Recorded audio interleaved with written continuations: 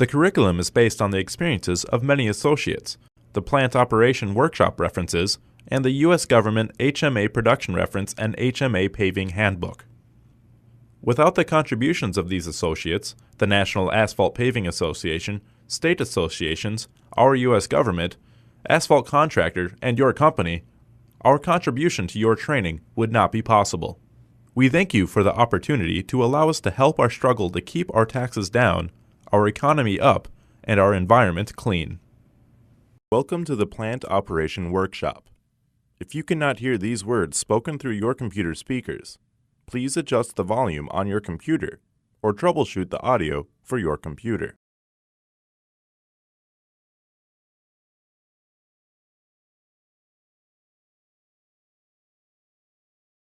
The following is an overview on how to view and navigate a course presentation. It will cover using the sidebar, navigating through the presentation, adjusting audio volume, and accessing attachments that are a part of the presentation. You can toggle the sidebar view on and off by clicking on the camera icon located on the control panel. The sidebar allows you to see a list of all the slides in the presentation and the playing time for each slide. You can view this either in outline mode or thumbnail mode by clicking the associated tab. There's also a Notes tab, which allows you to view the audio text as it is being spoken. To play a slide, click the play button. Note that the play button becomes a pause button while the slide is being played. You can review what has been played on a slide by moving the play bar indicator backward or forward. Previous slides can be viewed by clicking the back button. You can also move to the next slide by clicking the forward button.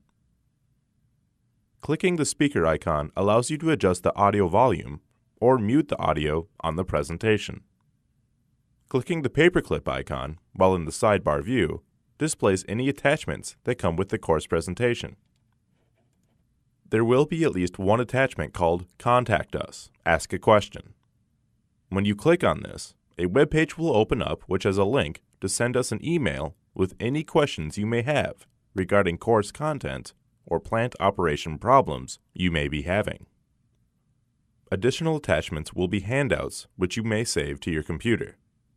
If you wish, you may click on the file name and save it to your computer. For some courses, there will be several additional attachments and no attachments for other courses.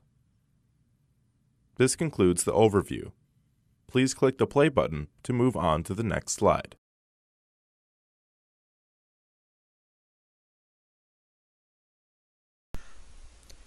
This slide and the next discuss the progress report available to your company management. A certificate number is registered upon completion, documenting the participants' achievements.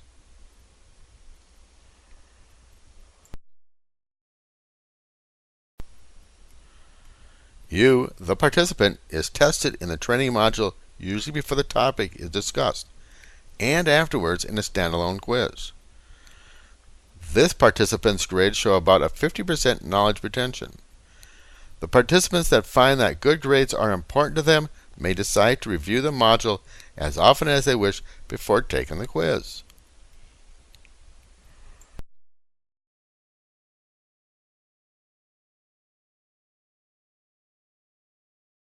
The slinger belt stopped, but the scale conveyor feeding it did not. The operator is finding out the hard way that his interlock failed. This shutdown did not help his production and mix quality any.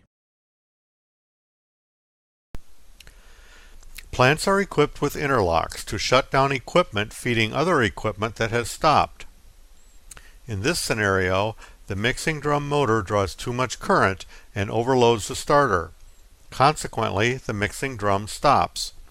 What conveying devices should stop when the mixing drum stops? Choose the only one that will not be shut down.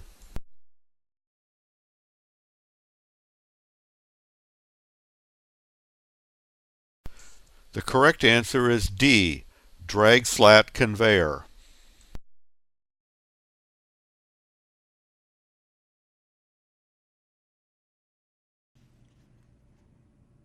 handle hot liquid asphalt carefully and safely.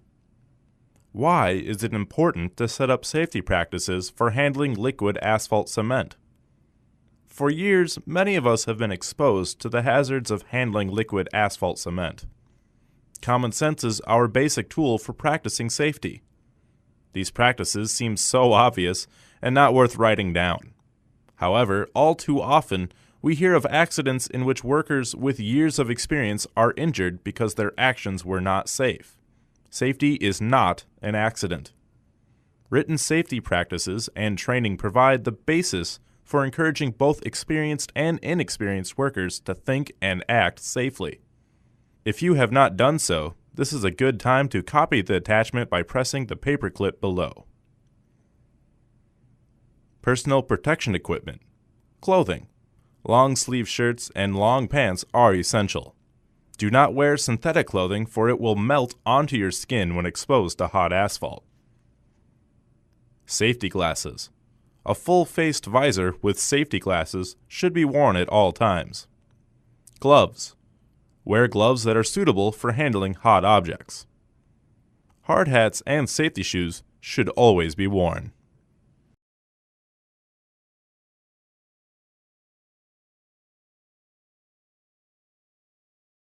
This is an example of the labeling required by OSHA to instruct personnel in the exposure vicinity about the type of PPE to be wearing before exposure to this particular piece of equipment. Labeling is custom to each piece of equipment. Some pieces may require more protection than others.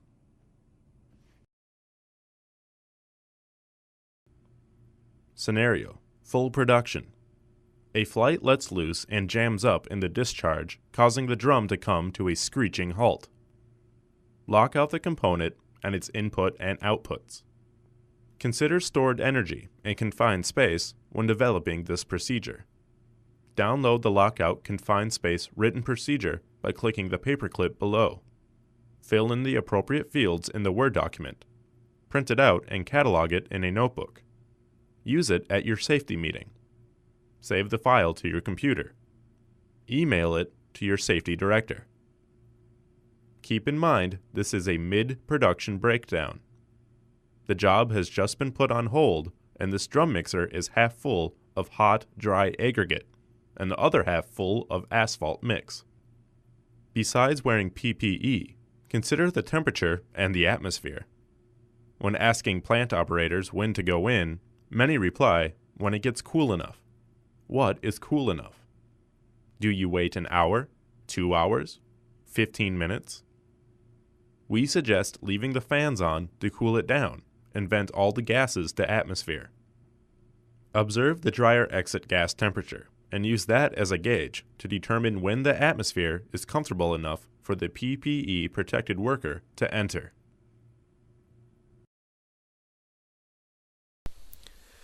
You know the drill. Lockout. Consider stored energy in confined space. Someone has to go in and retrieve that bag that is wrapped up in the auger. Which item should be performed first?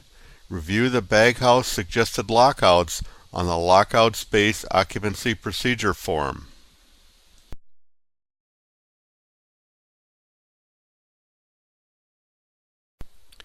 The correct answer is B. Backflush the bags.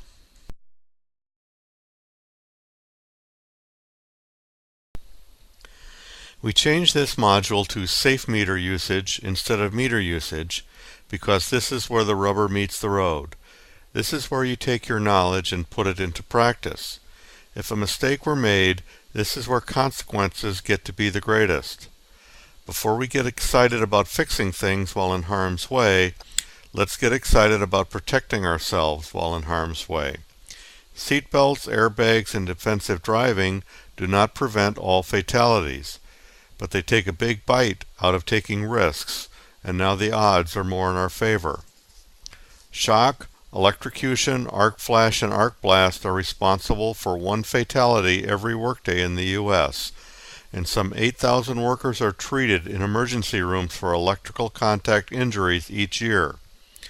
Enjoy the electrical challenge. Put your seatbelt on, drive defensively, and hope your airbag works.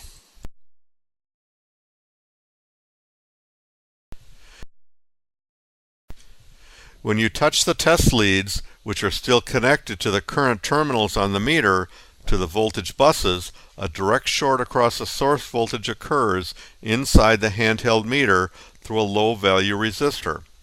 A very high current will flow through the test leads and the meter. If you're working in an area with very low circuit impedance, this fault current can be thousands of amperes or even tens of thousands of amperes. The test leads and the meter circuitry are not designed to handle such a high current. The test lead or the meter will cause an open circuit. When this happens, an arc will form across the open part of the circuit. If it is not immediately controlled, the arc will cause the air in the vicinity to become superheated and convert into a plasma, which is conductive, and allow even more current to flow through the air. This is called arc flash. In extreme cases, it releases the same amount of energy as a few sticks of dynamite. An arc flash victim may suffer fatal burn injuries from the fierce heat. Could this happen? Absolutely.